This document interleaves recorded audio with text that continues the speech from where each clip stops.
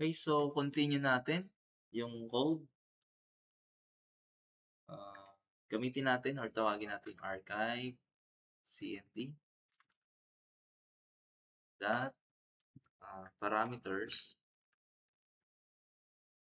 dot add with value.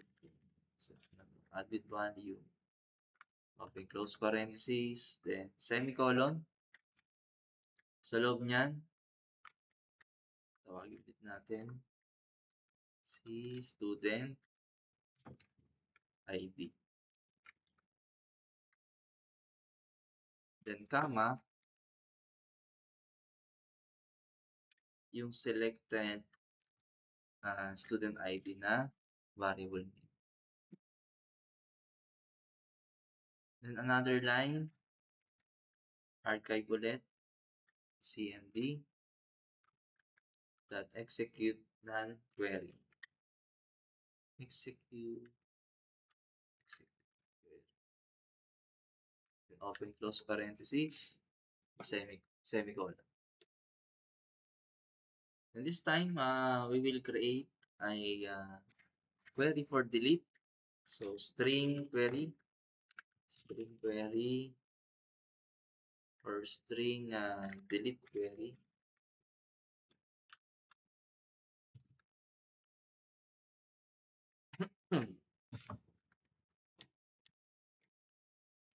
Is equals to double quote and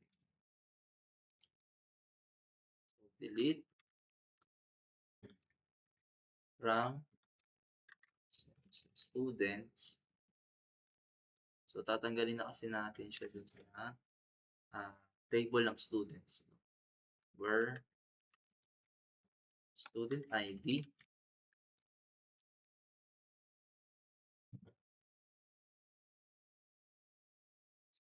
then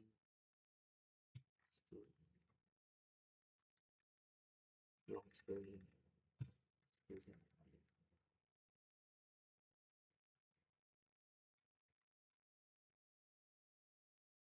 then using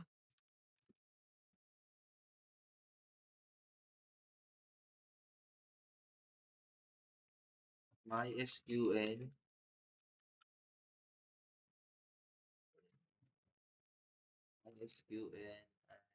command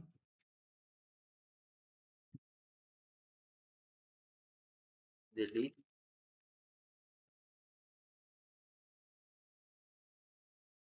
cmd. So, ito yung ipapangalan natin na variable name to new MySQL command. Okay, close parenthesis. Then, lagay natin yung delete query and con and last yung transaction. Silang tatlo lagi. Then, sa loob niyan, delete cmd dot parameters ulit. Actually, pwede natin i-copy ito. Palitan lang natin ang variable name. Delete cmd.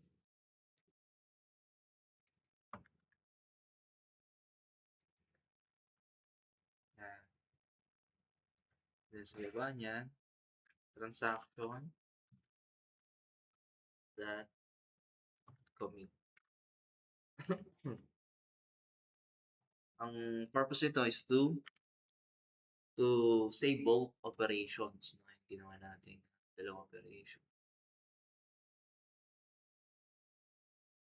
Then message box that show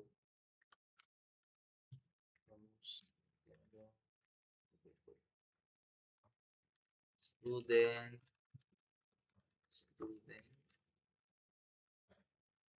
archive successfully lang.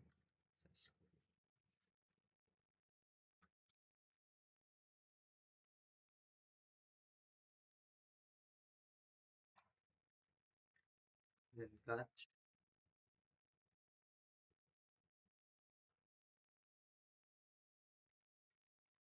exception, variable min x.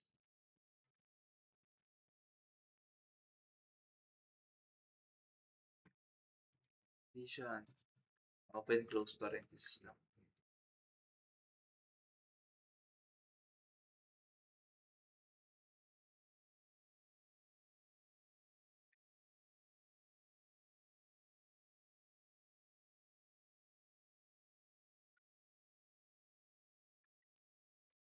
Then message box that show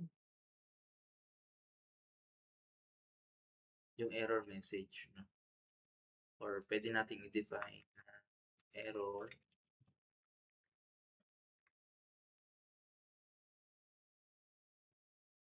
concat natin. Then lagay rin natin yung method na rollback.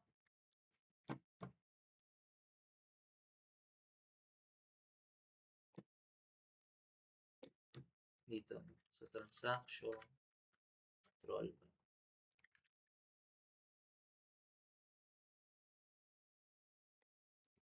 Then sa baba niyan, con that close.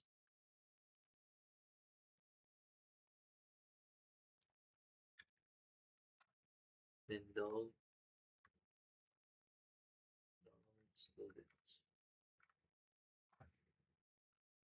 Siyempre, huwag natin kalimutan i-clear fields. So, magpapalo tayo ng yan.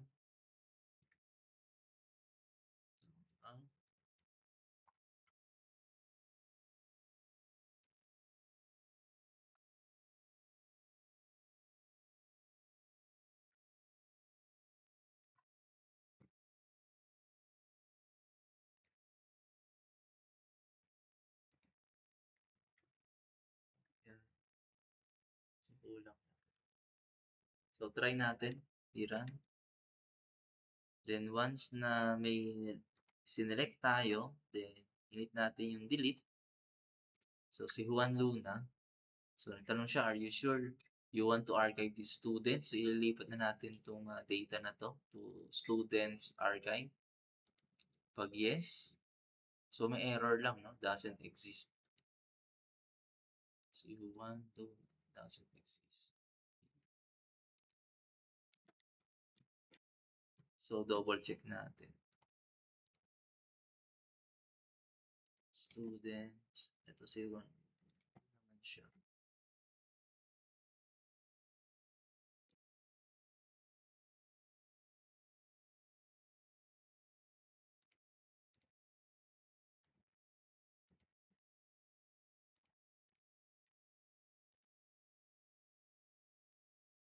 So, dito siya pumupunta. Hindi na tawag niya. Error. So, debug lang natin.